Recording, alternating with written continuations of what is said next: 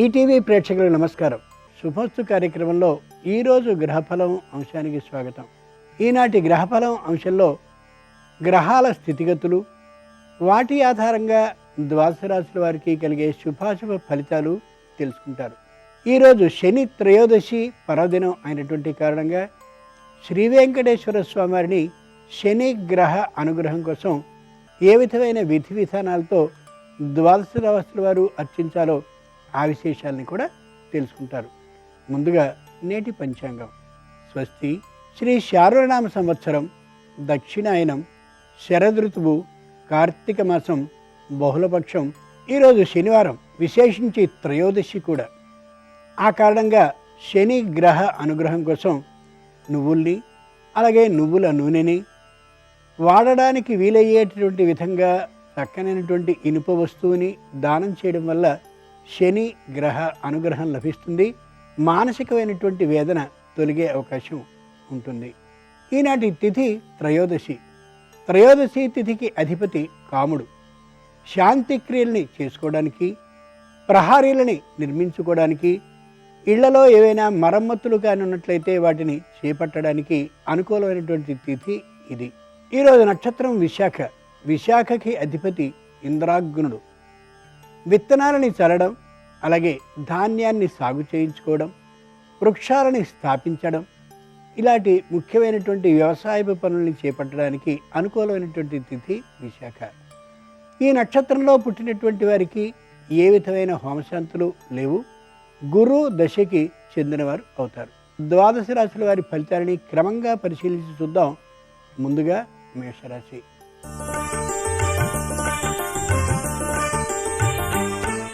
ఈరోజు మేషరాశి వారి ఫలితాలని పరిశీలించి చూస్తే మహిళలు చక్కనైనటువంటి ఆనందోత్సాహాలతో జీవితాన్ని గడపాలనే స్థిరమైనటువంటి నిర్ణయానికి ప్రయత్నిస్తారు. వృత్తి వ్యాపారాలను చేసేటటువంటి వారు ఏ విధమైన మానసిక ఆందోళన లేకుండా వృత్తి వ్యాపారాలని ఎలా నిర్వహించుకోవాలో ఆ ఆలోచనకి వస్తారు. ఉద్యోగులు పనిభారం అంటూ ఏ విధమైనటువంటి బాధ పడకుండా ఉండేలా చక్కగా ఉద్యోగాన్ని ఎలా చేసుకోవాలి అనే దాని గురించిన ఒక అవగాహనకి వస్తారు.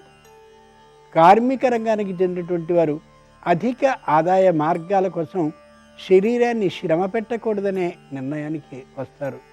పారిశ్రామిక రంగానికి చెందినటువంటి వారు ఉద్యోగులకి సకాలంలో జీతాలని ఇయ్యాలి, ఏ విధమైన ఇబ్బందులు సమస్యల్ని తెచ్చుకోకూడదనే స్థిరమైన నిర్ణయానికి వస్తారు. ఈరోజు మేషరాశి వారి అదృష్ట సంఖ్య 3. ధరించవలసిన దుస్తుల రంగు నలుపు. శని త్రయోదశి సందర్భంగా మేషరాశి వారు శ్రీ వెంకటేశ్వర స్వామిని గంధ జలంతో అభిషేకించినట్లయితే బంధుమిత్రుల సహాయం తప్పక లభిస్తుంది.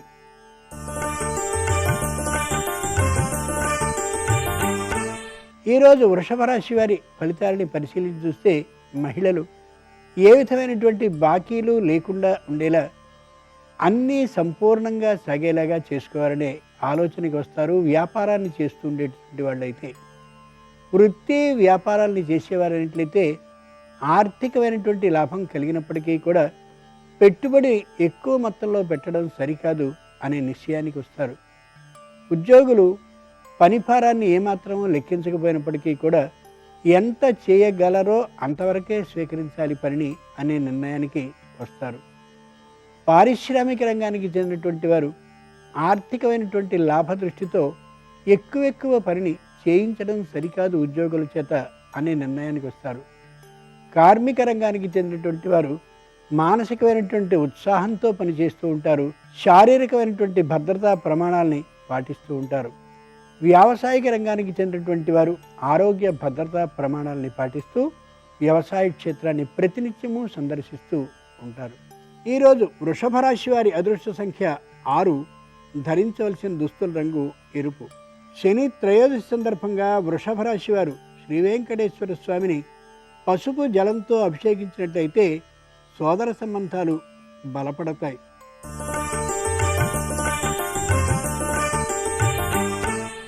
ఈరోజు మిథున రాశి వారి ఫలితాలని పరిశీలించి చూస్తే మహిళల్లో తాత్కాలికమైనటువంటి పట్టుదల భావం గోచరించవచ్చు.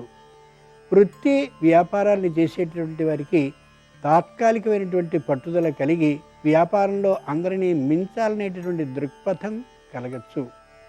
ఉద్యోగులకి ఇతరుల సహాయ సహకారాలు తీసుకోకుండా తామే పని పూర్తి చేస్తూ మంచి పేరుని పొందాలనేటువంటి ఆలోచన కలగచ్చు. పారిశ్రామిక రంగానికి చెందినటువంటి వారికి పోటీ పరిశ్రమల్ని చేసేటటువంటి వారిని దాటి వెళ్ళాలనేటువంటి ఊహతో చక్కనైనటువంటి ప్రయత్నాలని ప్రారంభించవచ్చు. కార్మిక రంగానికి చెందినటువంటి వారు ఆరోగ్యపరమైనటువంటి భద్రతా ప్రమాణాలని పాటిస్తూ ఏ విధమైన ఇబ్బంది తమకి కలుగకుండా ఉండేలా స్థిరమైనటువంటి నిర్ణయంతో ఉండొచ్చు. ఈరోజు మిథున రాశి వారి అదృష్ట సంఖ్య 6.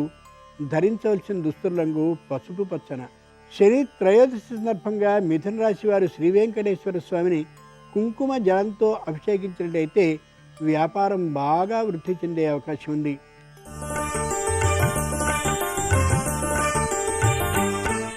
ఈరోజు కర్కాటక రాశి వారి ఫలితాలని పరిశీలించి చూస్తే మహిళలు అత్యుత్సాహపూరితమైనటువంటి వాతావరణంలో ఉంటారు.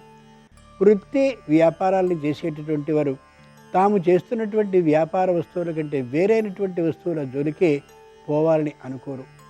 ఉద్యోగాన్ని చేస్తూ ఉండేటటువంటి వారు తమ పని మీదే దృష్టిని కేంద్రీకరిస్తూ ఉంటారు తప్ప ఇతరులకి సహాయాన్ని చేస్తూ తమ సమయాన్ని వ్యర్థపరుచుకోవాలనే ఆలోచనకి ఉండరు. తమ పని మీదే దృష్టిని కేంద్రీకరిస్తూ ఉండొచ్చు. పారిశ్రామిక రంగానికి చెందినటువంటి వారు తమదైనటువంటి వస్తు ఉత్పత్తి మీదే దృష్టిని పెట్టి పూర్తిగా అభివృద్ధి పథంలోనికి వెళ్ళాలనే ఊహతో బలంగా ఉండొచ్చు. కార్మిక రంగానికి చెందినటువంటి వారికి తాత్కాలికమైనటువంటి విఘ్నాలు లభిస్తున్నప్పటికీ కూడా సకాలంలో పనిని పూర్తి చేయగలుగుతారు. ఈరోజు కర్కాటక రాశి వారి అదృష్ట సంఖ్య 7. ధరించవలసిన దుస్తుల రంగు ఆకుపచ్చన. శని త్రయోదశి సందర్భంగా కర్కాటక రాశి వారు శ్రీ వెంకటేశ్వర స్వామిని నారికేళ జలంతో అభిషేకించినట్లయితే ఆకస్మిక ధన ప్రాప్తికి అవకాశం ఉంది.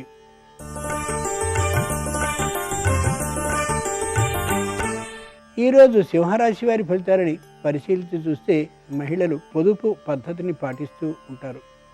వృత్తి వ్యాపారాలను చేసేటటువంటి వారు రుణాలని తగ్గించుకునేటటువంటి దిశగా ఆలోచనలు చేస్తూ అనవసరమైనటువంటి ఖర్చుల్ని నియంత్రించుకుంటూ ఉంటారు. ఉద్యోగులు కుటుంబపరమైనటువంటి అభివృద్ధి కోసమని చేసినటువంటి రుణాలని తీర్చివేసేటటువంటి దిశగా ఆలోచనలు చేస్తారు. పారిశ్రామిక రంగానికి చెందినటువంటి వారు వడ్డీ భారం పెరిగిపోతూ ఉండేటటువంటి కారణంగా రుణాలని క్రమక్రమంగా తీర్చుకుంటూ ఉంటారు.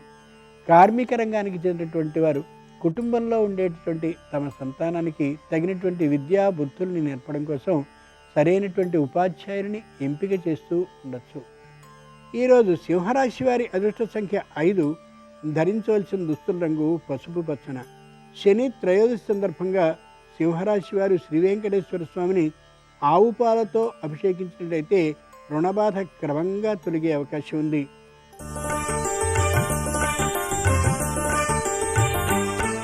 ఈరోజు కన్యారాశి వారి ఫలితాలని పరిశీలించి చూస్తే మహిళలు మంచి ధైర్య స్ఫూర్తులతో ఉంటారు. వృత్తి వ్యాపారాలను చేసేటటువంటి వారు ఆర్థికమైనటువంటి లాభం తక్కువైనప్పటికీ కూడా ఏ విధంగానూ బాధ ఏమాత్రమూ గురి కాకుండా ఉండేలా చూసుకుంటూ ఉంటారు. వృత్తి వ్యాపారాల వారితో పాటు ఉద్యోగస్తులు కూడా ధైర్యంగా ఉంటారు. తాము తప్పు చేయలేదనేటువంటి ఆత్మవిశ్వాసంతో ఉంటారు.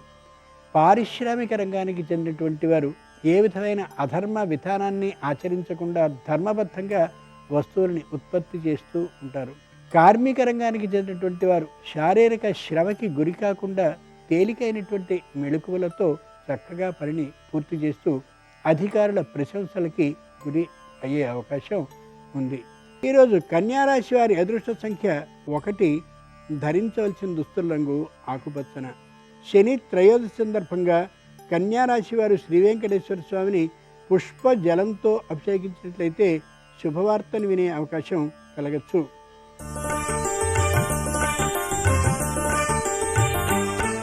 ఈరోజు తులారాశి వారి ఫలితాలని పరిశీలించి చూస్తే మహిళల్లో తాత్కాలికమైనటువంటి నిర్వేద భావం గోచరించవచ్చు.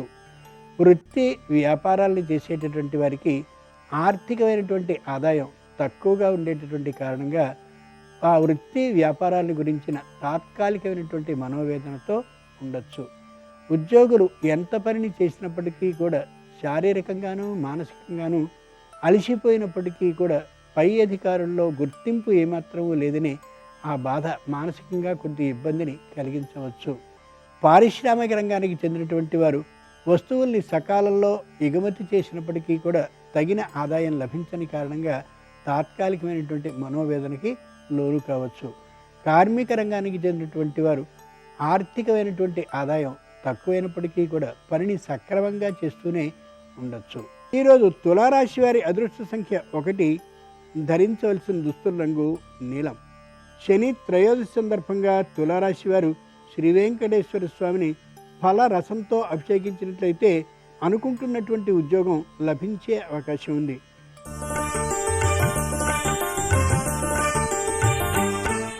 ఈరోజు వృశ్చిక రాశి వారి ఫలితాలని పరిశీలించి చూస్తే మహిళల్లో ఆనందం ఉన్నప్పటికీ కూడా ఏదో తెలియనటువంటి లోటుతనం ఒకటి కనిపిస్తూ ఉండొచ్చు వారికే. వృత్తి వ్యాపారాలు చేసేటటువంటి వారికి ఆర్థికమైనటువంటి లాభం బాగా ఉంటున్నప్పటికీ కూడా ఏదో తెలియనటువంటి మానసికమైన లోటు ఒకటి కనిపిస్తూ తాత్కాలికమైనటువంటి బాధని అనిపించవచ్చు మనసుకి. ఉద్యోగాన్ని చేస్తూ ఉండేటటువంటి వారు పై పరీక్షలకి కూడా సిద్ధం అవుతూ ఉన్నప్పటికీ ఎందుకో తెలియనటువంటి నిరుత్సాహానికి తాత్కాలికంగా గురి కావచ్చు. పారిశ్రామిక రంగానికి చెందినటువంటి వారికి విదేశాల నుండి కూడా చక్కనైనటువంటి ఆర్డర్లు లభించే అవకాశం ఉంది. కార్మిక రంగానికి చెందినటువంటి వారికి సంపూర్ణమైనటువంటి ఆరోగ్య భద్రతా ప్రమాణాలు పాటించినటువంటి కారణంగా ఏ విధమైన ఆరోగ్యంలోనూ తేడా లేకుండా ఆనందంగా ఉండొచ్చు. ఈరోజు వృశ్చిక రాశి వారి అదృష్ట సంఖ్య 4, ధరించవలసిన దుస్తుల రంగు ఎరుపు.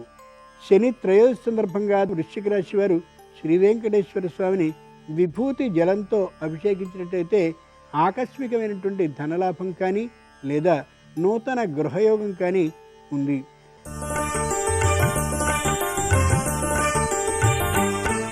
ఈరోజు ధనురాశి వారి ఫలితాలని పరిశీలించి చూస్తే మహిళలు చెప్పలేనంతటి ఉత్సాహంతో సంతానంతో ఆడుకుంటూ కనిపిస్తారు. నూతన సంతాన లాభం కలిగే అవకాశం కూడా ఉంది.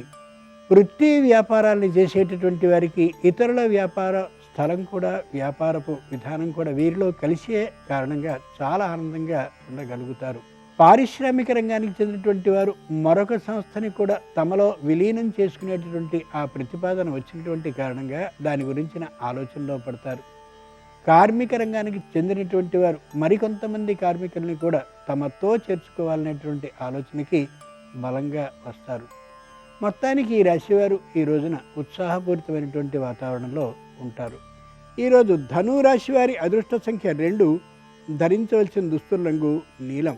శని త్రయోదశి సందర్భంగా ధనురాశి వారు శ్రీ వెంకటేశ్వర స్వామిని పరిమళ జలంతో అభిషేకించినట్లయితే అనుకుంటున్నటువంటి పనిలో విజయం సిద్ధించవచ్చు.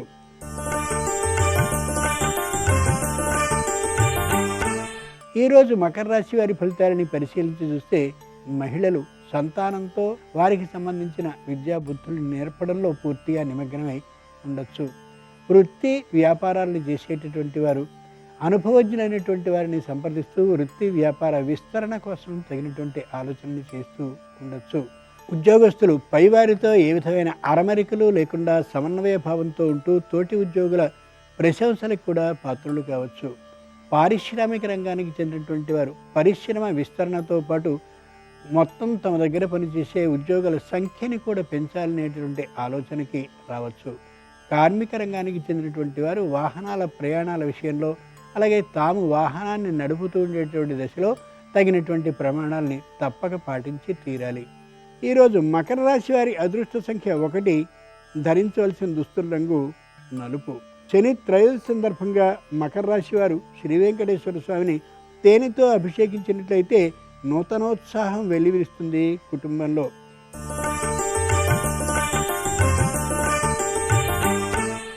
ఈరోజు కుంభరాశి వారి ఫలితాలని పరిశీలించి చూస్తే మహిళలు ఆనందపూరితమైనటువంటి వాతావరణంలో ఉంటారు. వృత్తి వ్యాపారాన్ని చేసేటటువంటి వారు తమకు వచ్చినటువంటి ఆర్థికమైన లాభంతో ఏదైనా స్థలాన్నో పొలాన్నో ఇంటినో కొనుక్కోవాలనే ఆలోచన కూడా వచ్చే అవకాశం ఉంది. ఉద్యోగులు రుణాన్ని తీసుకునైనా సరే కొత్తదైనటువంటి స్థిరమైన ఆస్తిని కొనాలి అనే ఊహకి వస్తారు. పారిశ్రామిక రంగానికి చెందినటువంటి వారు పరిశ్రమను విస్తరింపజేయడం కోసమని రుణాన్ని చేసి విస్తరింపు ఆలోచనకి తప్పక వస్తారు. కార్మిక రంగానికి చెందినటువంటి వారు శారీరకమైనటువంటి అనారోగ్యం తాత్కాలికంగా కలిగిన కారణంగా ఔషధ సేవని చేస్తూ ఆరోగ్యంలో స్వస్థతని పొందే అవకాశం ఉంది. ఈరోజు కుంభరాశి వారి అదృష్ట సంఖ్య 6. ధరించవలసిన దుస్తుల రంగు పసుపు పచ్చన.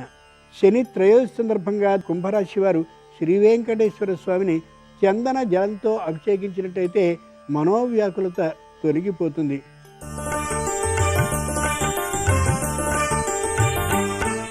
ఈరోజు మీనరాశి వారి ఫలితాలని పరిశీలించి చూస్తే మహిళలు ఏ విధమైన అసూయాభావం లేకుండా ఉంటారు. వాగ్వివాదాల జోలికే పోరు. వృత్తి వ్యాపారాలను చేసేటటువంటి వారు శత్రుభావం కానీ అసూయాభావం కానీ లేకుండా తమదైనటువంటి వృత్తి వ్యాపారాల్లోనే నిమగ్నమై ఉంటారు. పారిశ్రామిక రంగానికి చెందినటువంటి వారు ఇతరులతో పోటీ అనేటటువంటి మాట ఏమాత్రం పట్టించుకోకుండా తమదైనటువంటి పరిశ్రమ, అభివృద్ధి, ఆదాయం ఈ ఆలోచనలోనే కొనసాగిపోతూ ఉంటారు. ఉద్యోగులు ఏ విధమైనటువంటి ఇతరుల జోలికి పోకుండా తమదైనటువంటి ఉద్యోగ స్థితిని బాగా చేసుకుంటూ పెంపొందించుకోవాలని ఊహకి వస్తారు. కార్మిక రంగానికి చెందినటువంటి వారు రుణాన్ని తీసుకోకూడదని, ధనాన్ని పొదుపుగా ఖర్చు చేసుకుంటూ ఉండాలని, శుభకార్యం రాబోతోంది కాబట్టి దానికి సంబంధించినటువంటి ధనాన్ని నిలువ చేసుకోవాలని ఆలోచనతో ఉంటారు. ఈరోజు మీనరాశి వారి అదృష్ట సంఖ్య 4. ధరించవలసిన దుస్తుల రంగు తెలుపు. శని త్రయోదశి సందర్భంగా శ్రీ వెంకటేశ్వర స్వామిని మీనరాశి వారు చెరకు రసంతో అభిషేకించినట్లయితే పిత్రార్జితమైనటువంటి ద్రవ్యం ధర్మబద్ధంగా లభించే అవకాశం ఉంది.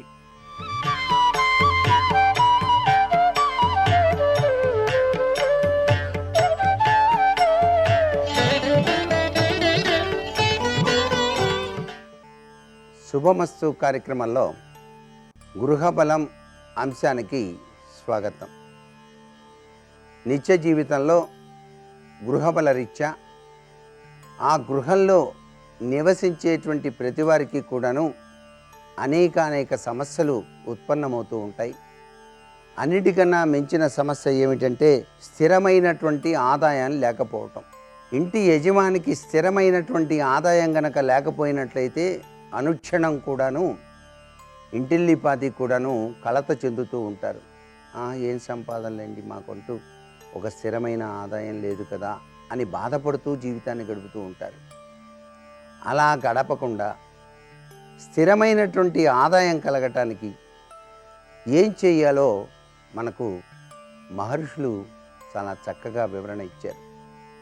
గృహబల రీత్యా చాలా అవసరం ఇటువంటి విషయాలు. స్థిరమైనటువంటి ఆదాయం గనక లేకుండా ఉన్నట్లయితే ఎవరి చూడని, ఎవరు వెళ్ళని చోటుకి వెళ్ళి, అంటే ఆ ప్రదేశానికి వెళ్ళాలి. ఆ ప్రదేశంలో వెదురు గొట్టాన్ని పంచదారతో పూర్తి చేసి, అంటే వెదురు గొట్టం నిండా కూడా పంచదార పోసి అక్కడ ఆ ప్రదేశంలో గనక పాతి పెట్టి వచ్చినట్లయితే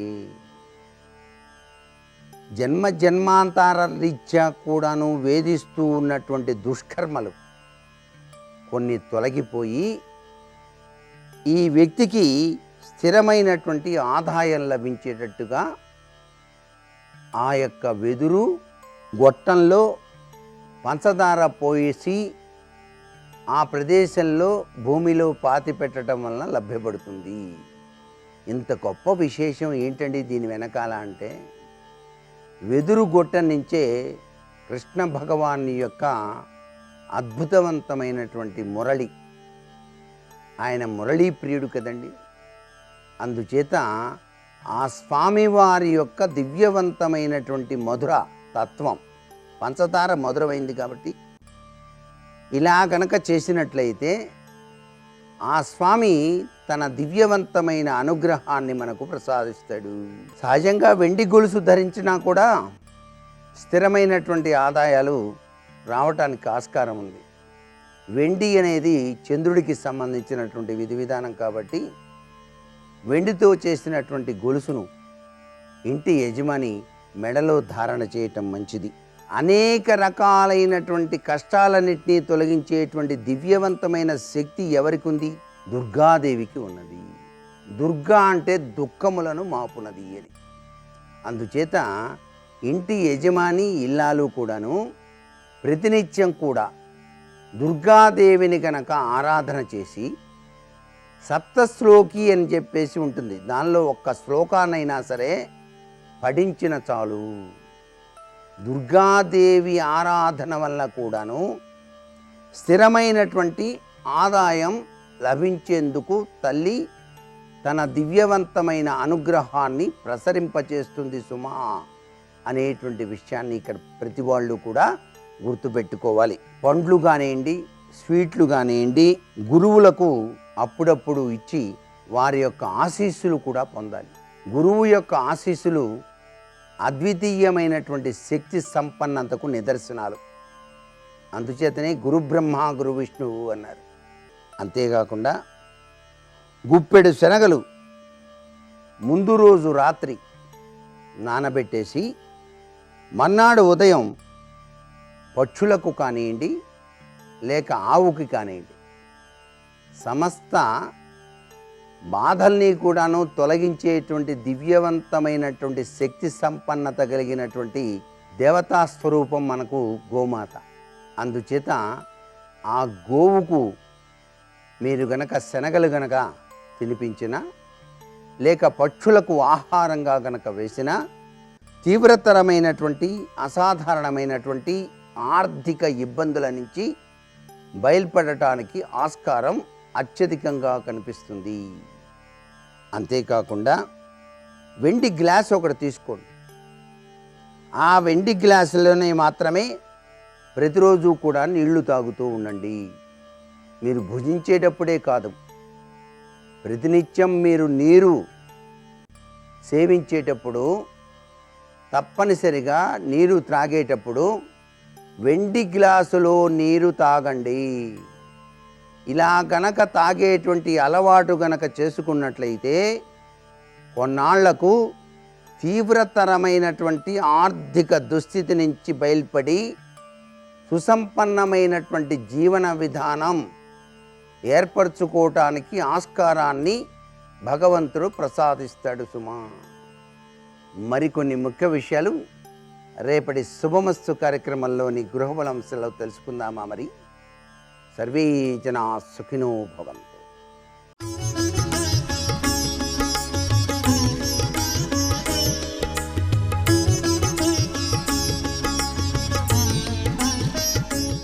నమస్కారం.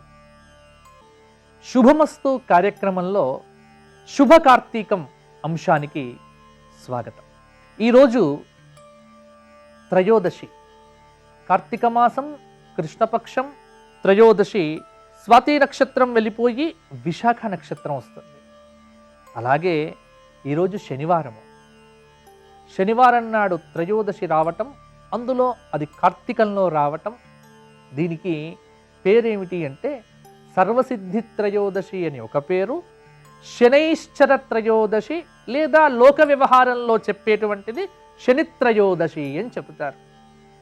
అంటే ఏలిన నాటి శని దోషాదులు ఉన్నటువంటి వారు ఎవరు? ధనుస్సు వారు కావచ్చు, లేదా కుంభరాశి వారు కావచ్చు, లేదా అర్ధాష్టమ శనితో పీడించబడుతున్నటువంటి తులారాశి వారు కావచ్చు, అష్టమ శని దోషంతో పీడించబడుతున్నటువంటి మిథున రాశి వారు కావచ్చు, అలాగే జన్మశనితో బాధపడుతున్నటువంటి మకర రాశి వారు కావచ్చు. ఇలా శనైశ్చరుడికి సంబంధమైనటువంటి దోషముల చేత బాధించబడుతున్నటువంటి రాశుల వారు ఈ రోజున శని ఆరాధన లేదా శనికి ప్రీతికరంగా శ్రీకృష్ణ అష్టోత్తర శతనామ స్తోత్ర పారాయణం చెయ్యటం, అలాగే శనైశ్చరుడికి తైలాభిషేకాదులు చెయ్యటం, కార్తీక మాసంలో శనికి తైలాభిషేకం చేయటం అనేటువంటిది అపమృత్యువును తొలగింపజేస్తుంది అంటారు. నీలాంజన సమాభాసం రవిపుత్రం యమాగ్రజం ఛాయా మార్తాండ సంభూతం తం నమామి శనైశ్చరం.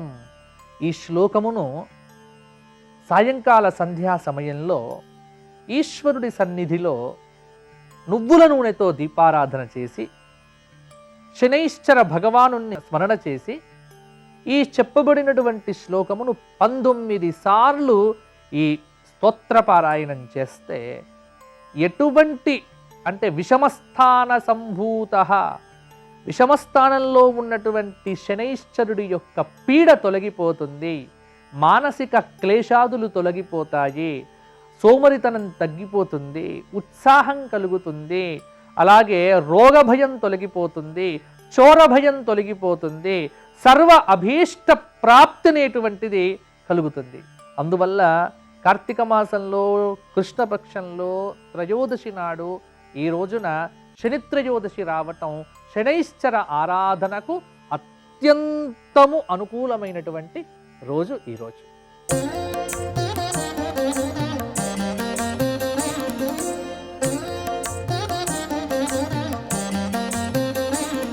శుభోదయం. శుభమస్తు కార్యక్రమంలో ఐశ్వర్య సిద్ధి అనే అంశానికి స్వాగతం. ఐశ్వర్యం బాగా రావాలి, డబ్బు బాగా ఇంట్లో మిగలాలి, సంతోషంగా ఉండాలి అంటే ఉప్పును దానం ఇవ్వాలి అంటుంది ఆచారకాండ. శాస్త్రీయ కోణాలలో చంద్రుడిని ఉప్పు గ్రహం అంటారు. శనివారం నాడు శని సంబంధమైన దోషాలు తొలగిపోవాలి అంటే ఉప్పును దానం ఇవ్వాలి అంటారు ఆధునిక పండితులు. దేవాలయాలలో ధ్వజస్తంభం దగ్గర ఉప్పును రాశిగా పోసి ఆ ఉప్పు రాశిపైన దీపాన్ని వెలిగించి ప్రదక్షిణ చేస్తే కార్తీక మాసంలో విశేషమైన యోగం అదృష్టం భరిస్తుంది అని కూడా చెబుతారు సంప్రదాయం తెలిసినటువంటి పండితులు. మొక్కల పాదుల వద్ద ఉప్పును అలా రాశిగా పోసి రెండు చేతులు జోడించి ఆ మొక్కలనే దైవభావాలుగా స్మరించి నమస్కారం చేస్తే కూడా మానసిక ఆరోగ్యం మెరుగవుతుంది అంటారు సంప్రదాయం తెలిసిన వేదాంతవేత్తలు.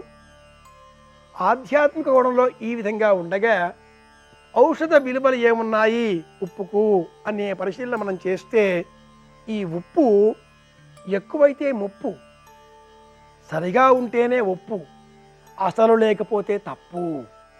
అన్నేసి చూడు నన్నేసి చూడు అనే ఒక సామెత కూడా మనం ఉప్పు పరంగా మన ఇంట్లో వాడుకుంటూ ఉంటాం. సౌవర్చ లవణం, బిడాల లవణం, సైంధవ లవణం, సముద్ర లవణం ఇలాంటి అనేక పేర్లుగా లభించేటటువంటి లవణాలలో ఉప్పు పదార్థ దినుసు విశేషాంశాలలో సముద్రపు నీటిని సేకరించి ఘనీభవింపజేస్తే లభించేటటువంటి పదార్థాన్నే ఉప్పుగా మనం వినియోగిస్తూ ఉన్నాం. ఈ ఉప్పు ఎక్కువైతే తప్పే మరి, అలాగే అసలు లేకపోవడం కూడా ముప్పే మరి. ప్రమాణంలో ఉంటేనే ఒప్పు అంటారు పెద్దలు. కంటికి మేలు చేస్తుంది, త్రిదోషహారి, వాత పైత్య శ్లేష్మ గుణాలను నియంత్రిస్తుంది. సైంధవ లవణం కాబట్టే బిడాల ఇత్యాదిగా గల సమస్త లవణాలలో సైంధవ లవణం శ్రేష్టం అని గుర్తించిన ప్రాచీనులు ఉపవాస వ్రతం పాటించేటటువంటి రోజులలో కూడా ఆయా పదార్థాలలో ఉప్పు తినకూడదు, కానీ సైంధవ లవణం అయితే సరిపోతుందండి అంటారు. రాతి పదార్థాన్ని చూర్ణం చేస్తే లభించేదే సైంధవ లవణం. విరేచనకారి, అగ్నిదీప్తి, జఠరదీప్తి, వాతహరం, శ్లేష్మహరం అయినటువంటి ఈ ఉప్పుకు ఎన్నో ప్రయోజనాలు ఉన్నాయి. గొంతు నొప్పి బాగా పెరిగిందనుకోండి, ఎక్కువగా మాట్లాడితే గొంతు నొప్పి వస్తుందిగా, అలాంటి వాళ్ళంతా కూడా పుక్కిట పట్టి ఊచితే గార్లింగ్ చేస్తూ ఉంటే ఆ దోషం తగ్గుతుంది. ఉప్పు నీటితో గార్లింగ్ చేయాలి. అలాగే పంటి నొప్పి, శైత్యం పెరిగే కొద్దీ పళ్ళు జివ్వున లాగుతూ ఉంటాయి, లేదా పంటిలో పులిపి ఎక్కడైనా చేరొచ్చు. ఆ చిన్న క్రిమి కారణంగా దంతక్షయం కలుగుతుంది. ఆ దోషం తొలగించుకోవాలి అంటే ఉప్పుని అరచేతిలో వేసుకుని ఉప్పుతో మనం దంతాలని శుభ్రం చేస్తూ ఉంటే రోజు ఉదయం ఒకసారికి చొప్పున ఒక వారం రోజుల పాటు 7 రోజుల పాటు ఇలా చేస్తే దంతక్షయం తొలగుతుంది. దంతాలు చక్కగా మిలమిలమంటూ మెరుస్తాయి. దంత వ్యాధుల సమస్తం అరికట్టబడతాయి. వమనం కూడా ఒక్కొక్కసారి అవసరమే. వాంతి కావాలి, అజీర్ణ వ్యాధి ఉంది, లోన చాలా పదార్థం చేరింది. ఇలాంటి సమయంలో ఉప్పుని నీళ్లలో వేసి ఆ నీటితో చిక్కటి ఉప్పు ద్రావకాన్ని, అంటే అర గ్లాసు ఉప్పు, గ్లాసు నీరు బాగా రంగరించి చిక్కగా ఉండే ఈ ఉప్పు ద్రావకాన్ని ద్రావణంగా స్వీకరిస్తే మరుక్షణమే వాంతి అవుతుంది. వేడి నీటిలో ఒక చెంచా ఉప్పు వేసి ఆ ఉప్పు వేసిన ఆ వేడి నీటిని త్రాగి ఒక్కసారి వమనం చేసే విధంగా మనం ఆ నీరు బహిర్గత పరిస్తే శరీరగత లోన భాగమంతా కూడా సమస్తము శుభ్రమవుతాయి. ఇది కనీసం ఒక్కసారి పక్షంలో ఒకసారైనా చెయ్యాలి అనేటటువంటి వారు ప్రాచీనులు. అతిసారం, ఆకలి, జీర్ణశక్తి కోసం ఉప్పుని నేతితో మేళవించి మొదటి ముద్దగా స్వీకరించాలి అని కూడా సంప్రదాయకులు చెప్పేటటువంటి వారు. ఆహారం స్వీకరించే సమయంలో తెల్లటి అన్నములో మొదటి ముద్దగా చిటికెడు ఉప్పు, అర చెంచా నెయ్యి మిశ్రమంగా చేసి ఈ పదార్థాన్ని స్వీకరిస్తే ఆకలి క్రమబద్ధీకరణ అవుతుంది, జీర్ణశక్తి పెరుగుతుంది, విదాహం అన్న దోషం దూరం అవుతుంది. వీటితో పాటు దీర్ఘకాలిక వ్రణాలు, పుండ్లు వగైరాలు ఏమైనా ఉంటే వాటిని అరికట్టడం కోసం ఉప్పు నీటితో కడగాలి. ఉప్పు నీటికి బ్యాక్టీరియా, ఫంగస్ను నిరోధించేటటువంటి లక్షణం ఉంది. ఇలాంటి సమస్యలలో అనేకులు ఈనాటి కాలంలో ప్రయాణాలు ప్రమాదాలు కాబట్టి వాహన నియమాలకు అనుకూలంగా నెత్తిపైన హెల్మెట్ పెట్టుకోవాలి. హెల్మెట్ లేని ప్రయాణం ప్రమాదకరం. హెల్మెట్ పెట్టుకుంటే మనకు చుండ్రు పెరుగుతుంది అని చాలామంది బాధపడుతూ ఉంటారు. హెల్మెట్ పెట్టుకుంటే జుత్తు ఊడుతుందో ఏమో, నెరుస్తుందో ఏమో అని కూడా అనేకులు బాధపడుతూ ఉంటారు. చుండ్రు అరికట్టాలి అంటే సులభమైన ఉపాయం హెల్మెట్ పెట్టుకోకపోవడం కాదు, అది ప్రమాదం. సులభమైన ఉపాయం ఏమిటి అంటే ఉప్పు నీటితో జుత్తును తరచుగా కడుగుతూ ఉండడం. తలస్నానం చేసే సమయంలో ఒక వేడి నీటి చెంబులో 1-2 చెంచాలు ఉప్పును కలిపి ఆ ఉప్పు నీటితో తలను చక్కగా శుభ్రం చేసుకుంటే చుండ్రు నివారింపబడుతుంది. ఉప్పు, కరివేపాకు సమాన పాళ్లలో స్వీకరించి ముద్దగా చేసి ఆ ముద్దను నూరి జుత్తుకు బాగా పట్టించి 1 గంట సమయం తర్వాత కడిగి వేస్తే జుత్తు ఊడిపోవడం అన్న సమస్య నివారింపబడుతుంది. కీళ్ళ నొప్పులకు కూడా విరివిగా ఉపయోగపడేటటువంటి దినుసు ఉప్పు. మోకాళ్ళ నొప్పులు, మోచేతుల నొప్పులు, జాయింట్ పెయిన్స్ అంటూ ఉంటారు. కాలం కూడా హిమవంత ఋతువు, రాబోయే కాలం కూడా శిశిర ఋతువు కాబట్టి పగటి కాలం తక్కువగా కావడంతో ఇలాంటి సమస్యలు పెరుగుతూ ఉంటాయి. అలాంటి వాళ్ళంతా కూడా రాళ్ల ఉప్పు, దొడ్డుప్పు అంటాం మనం దీన్నే. ఈ రాళ్ల ఉప్పును ఒక పెనం పైన వేసి చిటపటా వచ్చేటట్లుగా బాగా వేడి చేసి దొడ్డుగా ఉండేటటువంటి వస్త్రం, దళసరిగా ఉండే వస్త్రంలో ఈ ఉప్పును వేసి ఆ ఉప్పుతో కాపడం పెడితే కీళ్ళ వ్యాధి నొప్పులు ఇలాగే ఉపశమిస్తాయి. ఈ జాయింట్స్లో ఉండేటటువంటి లోన ఉండేటటువంటి ద్రవాలు జైమ్స్ అంటారు, లేదా ఆ లిక్విడ్స్ అంతా కూడా బాగా ఊరి అవంతా కూడా ఒక వేడిని పుంజుకొని కీళ్ళ నొప్పులు తగ్గిపోతాయి, కీళ్ళు చక్కగా సాఫీగా కదులుతాయి.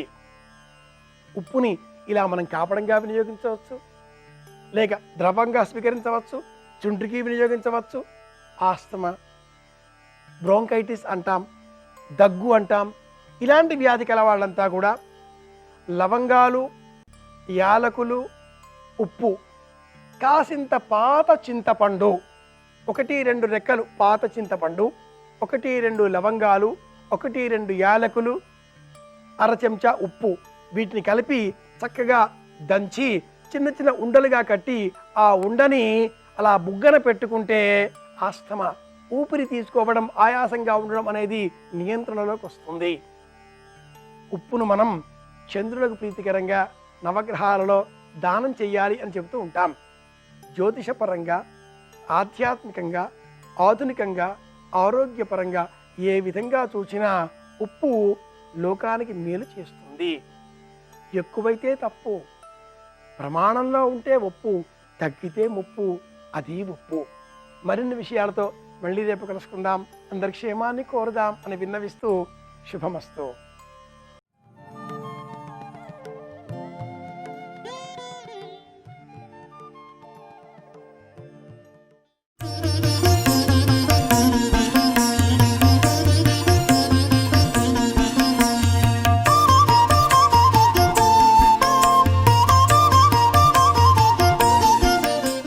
తల్లి లోకములను రక్షించడము ప్రతిజ్ఞగా ఉంటుంది. అందుకే అవిద్యానామంతస్తిమిరమిహిరోద్దీపనగరీ జడానాం చైతన్య స్తబక మకరంద శృతిఝరీ దరిద్రాణం చింతామణి గుణనిక జన్మజలధౌ నిమగ్నానాం దంస్ట్రా మురరిపు వరాహస్య భవతి. ఆ తల్లి ఎంత గొప్పది అంటే అవిద్యానామంతస్తిమిరమిహిరో ద్వీపనగరి, సూర్యోదయం అయితే చీకట్లు చీలిపోయినట్టే ఆ తల్లి అనుగ్రహం కలిగిన నాడు అజ్ఞానపు చీకట్లు విచ్చిపోతాయి. ఆ తల్లి అనుగ్రహం కలిగిందా, ఎంత దరిద్రుడికి చింతామణుల యొక్క పేరు చేతిలోకి వచ్చినట్టే. చింతామణి అంటే చింతించగానే అనుగ్రహిస్తుంది. అటువంటి చింతామణులతో ఒక పెద్ద పేరు అంటే ఒక హారం దొరికితే ఎంత గొప్పవాడవుతాడో, అమ్మవారి నామములు పట్టుకున్నవాడు అంత గొప్పవాడవుతాడు. అంటే లలితా సహస్రనామములే 1000 చింతామణుల యొక్క పేరు. అది పట్టుకున్నాడు, కంఠంలో వేసుకుంటారు కదా మాల, లలితా సహస్రం ఇక్కడుంది అంటే ఇలా వేసుకున్నాడు మాల, అంటే అది చింతామణుల యొక్క మాల. అది వేసుకున్న వాడికి లోటు ఏమిటి? కాబట్టి అవిద్యానామంతస్తిమిరమిహిరోద్దీపనగరీ జడానాం చైతన్య స్తబక మకరంద శృతిశరి, ప్రతిస్పందన శక్తి లేకుండా ఉండిపోయినటువంటి జడుడికి కూడా ఆవిడ అనుగ్రహం కలిగిందా, లోపల నుంచి తేనె తన్నినట్టుగా చైతన్యం పైకొస్తుంది, అంత గొప్పవాడైపోతాడు. కాబట్టి చైతన్య స్తబక మకరంద శృతిశరీ దరిద్రాణం చింతామణి గుణనిక జన్మజలధౌ నిమగ్నానాం దంస్ట్రా మురరిపు వరాహస్య భవతి. భూమి సముద్రంలో మునిగిపోతే యజ్ఞవరాహమూర్తి తన కోరతో పైకెత్తినట్టుగా పుట్టి చచ్చేటటువంటి సంసార సముద్రమునందు మునిగిపోయినటువంటి జీవుణ్ణి పైకెత్తడంలో అమ్మవారి యొక్క పాదం శ్రీ మహావిష్ణువు యజ్ఞవరాహమూర్తి యొక్క కోర లాంటిది. అంత గొప్పగా లోకములను అనుగ్రహించగలవమ్మా అంటారు. అయితే రాముడి కారుణ్యం ఎటువంటిదో ఆవిడ కారుణ్యం అటువంటిది. అయితే కారుణ్యం ఎలా తెలుస్తుంది? ఆయన ఎప్పుడూ ధనస్సు పట్టుకుని ఉంటాడు, ఏమో ఎవరు పిలుస్తారో రక్షిద్దామని. ఆవిడ ఏం చేస్తుంటుంది? ఎప్పుడు కళ్ళు తిప్పుతూ ఉంటుందిట. ఎంత తిప్పుతూ ఉంటుంది అంటే ఇలా కూర్చోదిట, అని తిప్పుతూ ఉంటుందిట. ఎంతవరకు అంటే దృశాద్రాగీయస్యాదలదలిత నీలోత్పల రుచాదవీయంసం దీనం స్నపయ కృపయా మమ బిశివే అనీనాయం ధన్యో భవతి నచతే హానిరియత వనేవా హర్మ్యేవా సమకర నిపాతో హిమకరః. ఎంత దూరం అంటే ఈ బ్రహ్మాండములు ఎంతవరకు ఉన్నాయో అంతకన్నా అవతల వరకు తిప్పుతుంటుందిట కళ్ళు. ఎందుకంటే ఆ బ్రహ్మకీట జనని, ఏమో ఎవరు పిలుస్తారో నేను రక్షించాలని ఆ తల్లి ఇలా కళ్ళు తిప్పుకుంటూనే ఉంటుందట. రాముడు ఎంత దయతో తనవారి గురించి చూసుకుంటూ ఉంటాడో ఆవిడ తన చూపులతో అలా చూసుకుంటూ ఉంటుందట. మావిళ్ళమ్మ అని మహాతల్లి ఇప్పటికీ కూడా భీమవరంలో ఉంది. ఆకర్ణాంత విశాల నేత్రములు అంటారు. ఆ కళ్ళు ఇక్కడ వరకు ఉంటాయి. నిజంగా అలా ఊహించారనుకోండి, అంటే అలా ఉంటే బాగుంటాయా అండి అనిపిస్తుంది. కానీ మీరు ఆ భీమవరం వెళ్ళి మావిళ్ళమ్మ దర్శనం చేస్తే ఆవిడ కళ్ళు ఇక్కడ వరకు ఉంటాయి. ఈ కన్ను ఇక్కడ వరకు ఉంటుంది, ఈ కన్ను ఇక్కడ వరకు ఉంటుంది, ఈ కన్ను ఇక్కడ వరకు, ఈ కన్ను ఇక్కడ వరకు ఉంటే ఎంత అందంగా ఉంటుందో తెలుసుకోవాలంటే మావుళ్ళమ్మ దర్శనం చేయాలి. ఆకర్ణాంత విశాల నేత్రములు అమ్మవారి కళ్ళు అలా ఉంటాయి. అయితే ఇందులో చమత్కారం చెప్పారు శంకరాచార్యులు వారు. చోట ఒక అద్భుతం చేశారు. ఆవిడ కళ్ళు అలా తిప్పడం గురించి ఓ మాట చెప్పారు. తవాపర్ణే కర్ణే జపనయనపై శూన్యచకితాః నిలీయంతే తోయే నియతమనిమేషా శఫరిక ఇయంచ శ్రీర్బద్ధచ్చదపుటకవాటంకువలయం జహాతి ప్రత్యూష నిశిచ విఘటయ్య ప్రవిశతి అన్నారు శ్లోకంలో. బహుశः నాకు తెలిసి ప్రపంచంలో ఏ కవి ఈ శ్లోకాన్ని చెయ్యలేడు, ఒక్క శంకర భగవత్పాదులు వినా ఆయనకే చెల్లి. అమ్మ ఆవిడ కళ్ళ అందం చెప్పవలసి వచ్చింది. మూకశంకరులు అంటున్నారు కదా, అమ్మ ఎప్పుడు దయ అంటే తిప్పుతూ ఉంటుంది కళ్ళు, ఆ కడగంటి చూపుతో చూసుకోవడంలో ఉంది ఆవిడ యొక్క ప్రేమంతా అని. శంకరాచార్యులు వారు అన్నారు, అమ్మ లోకంలో చేపలు భూమి మీద ఉండవు, నీళ్లలో ఉంటాయి. ఎందుకు ఉండవంటే చాలామంది ఏమంటారంటే దానికి నీళ్లలోనే బతకగలిగిన లక్షణం ఉంది, భూమి మీద బతకదు. మచిలీ జల్కా రాణి ఉస్కా జీవన్ పాని హాత్లగావో డర్జాయేగి బాహర్ నికాలో మర్జాయేగి అని కదా. నీళ్ళల్లో తిరుగుతుంది, చేత్తో లాగి బయటపడేస్తే చచ్చిపోతుంది అని. కానీ అసలు చేపలు నీళ్లల్లోనే ఉండడానికి ఎవరికీ తెలియని రహస్యం ఒకటి నాకు తెలుసమ్మా అన్నారు. అమ్మవారు అంది, ఏమిటి శంకర ఏం తెలుసు చెప్పండి అంటే, అమ్మవారికి మీనాక్షి అని ఒక పేరుంది కదా. చేపలు ఎలా ఉంటాయో ఆవిడ కళ్ళు అలా ఉంటాయి. చేప ఎంత అందంగా కదులుతుందో ఆవిడ కళ్ళు అంత అందంగా కదులుతాయి. ఇది విన్నా ఇట చేపలు ఒకసారి విని మన పేరు పెట్టుకుంది కదా ఆవిడ. మీకు విచిత్రమైన విషయం తెలుసా, ఏది బాగా ముఖ్యమో దాన్ని స్పష్టంగా పలకరు. గురువుగారి పేరు చెప్పరు ఎక్కడ. గురువుగారి పేరు గోప్యం. ఎందుకని అంటే గురువుగారి పేరు చెప్తే అది అమర్యాద, పేరు చెప్పరు. మా గురువుగారు అంటారంతే. గురువుగారు ఎవరో చెప్పవలసి వచ్చిందనుకోండి సంకేతిస్తారంతే. అది గురువు యొక్క గొప్పతనాన్ని చెప్పవలసి వస్తే పేరు చెప్పకుండా చెప్పడం. అలా మీనాక్షి అని చెప్పేస్తే గౌరవం పోతుందేమో అన్న ఆ పేరు వ్యాసుడు చెప్పల. లలితాశాస్త్రంలో మీనాక్షి అన్న పేరు లేదు. అందుకే వక్త్రలక్ష్మీ పరీవాహ చలన్మీనాభలోచన శంకరాచార్యుల వారు కూడా మీనాక్షి అనలేదు తిన్నగా. ఆ పేరు గొప్పతనం అటువంటిది. అందుకని ఆయన కూడా ఈ శ్లోకం చేశారు. చేపలకి అమ్మవారి కళ్ళకి పోలిక కదూ. ఆ చేపలకు ఒకసారి కోరిక పుట్టిందిట, ఏమిటో అమ్మవారి కళ్ళని మనని కలిపి పోలిక చెప్తారు కదా, ఓసారి వెళ్ళి చూసొద్దాం అని. ఎటువైపు వాళ్ళకి అటువైపు దగ్గరితనం ఉంటుంది. భర్త గారి వైపు వాళ్ళు వచ్చారనుకోండి, మా అన్నదమ్ములు వచ్చారనుకోండి, ఎక్కడో నేను ఉన్న చోట కూర్చుని అన్నయ్య ఏమిట్రా విశేషాలు అని మాట్లాడతారు. ఇంకా 60 ఏళ్ళు దగ్గర పడిపోతుంటే ఇంకా కొత్తతనం ఏముంటుంది, వదిన అప్పడం కూడా కాలుద్దు అని వంటింట్లోకి వెళ్తారు. ఇప్పుడైతే కొత్తగా పెళ్ళైనప్పుడైతే వంటింట్లోకి వెళ్ళి మాట్లాడరుగా. ఆవిడ అన్నదమ్ములు వచ్చారనుకోండి, వంటింట్లోకి వెళ్ళి మాట్లాడతారు. ఏమే బావగారు జాగ్రత్త చూసుకుంటున్నారా అని మెల్లిగా మాట్లాడదు, బావగారు బాగున్నారా అని పైకి మాట్లాడతారు. అది ఎటువైపు వాళ్ళు అటువైపు పెడతారు. అవి చేపలు కంటితో సంబంధం కాదు, కళ్ళ దగ్గరికి వచ్చి బాగా కళ్ళ దగ్గరికి వచ్చి చూసేయటే. చూస్తే వాటికి ఓ విశేషం కనపడింది.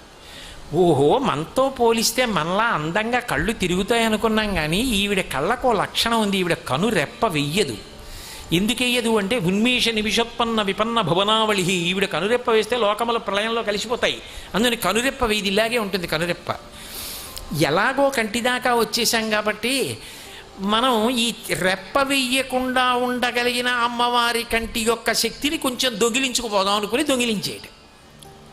దొంగిలించి ఎవరికీ తెలియదు కదా అని వెళ్ళిపోయి అప్పటి నుంచి రెప్పేయకుండా ఏదో తిరుగుదామని పాపం వెళ్ళే. ఇంట్లో దొంగతనం జరిగిందనుకోండి, మొదట ఎవరికి చెప్తారు? పక్కింటి వాళ్ళకి చెప్తారు. ఏమంటే మా ఇంట్లో దొంగలు పడ్డారండి అంటారు. అందుకని పక్కింట్లో చెప్పాలి. ఇప్పుడు కంటికి రెప్ప వెయ్యకుండా ఉన్న శక్తిని కంటి నుంచి చేపలు దొంగిలించే కన్ను ఎవరికి చెప్పాలి? ఆకర్ణాంత విశాల నేత్రములు, పక్కిల్లి చెవు. అందుకని చెవికి చెప్పేట. మీకు సంగతి తెలుసా?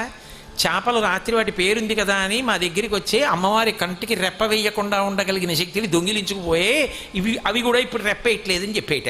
ఇప్పుడు ఈ చెవులు ఏం చేశాయి? కావ్యాలాప వినోదిని, మహాకవులు వచ్చి కావ్యాలు చెప్తుంటే ఆవిడ వింటూ ఉంటుంది. ఈ చెవులు విని మీకు కొత్త సబ్జెక్ట్ ఇస్తున్నాం. ఇప్పటి వరకు మీరు ఎప్పుడూ రాయింది చేపల అమ్మవారి కళ్ళ దగ్గర రెప్పలు వేయకుండా ఉండే శక్తి దొంగిలించేయి, రాయండి కావ్యాలన్నైతే. ఇప్పుడు వాళ్ళు కావ్యాలు రాసేశారు. చేపల దొంగతనం ఊరంతా తెలిసిపోయింది. ఇప్పుడు చేప భూమి మీదకి వచ్చిందనుకోండి, దొంగవి మాకు తెలియదు ఏమిటంటే అమ్మవారి కళ్ళ దగ్గర రెప్పేయకుండా ఉండేటటువంటి విషయాన్ని దొంగిలించుకొచ్చావు, ఫలానా పుస్తకంలో ఉంది, ఫలానా కవి రాశాడంటారు. అందుకని దొంగ దొంగ అంటారని సిగ్గుపడి భూమి మీద ఉండడం మానేసి నీళ్ళల్లోకి వెళ్ళిపోయి అక్కడ తిరుగుతున్నాయమ్మా, భూమి మీద లేవు తప్ప. అసలు రహస్యం అవి భూమి మీద ఉండలేక కాదు అని.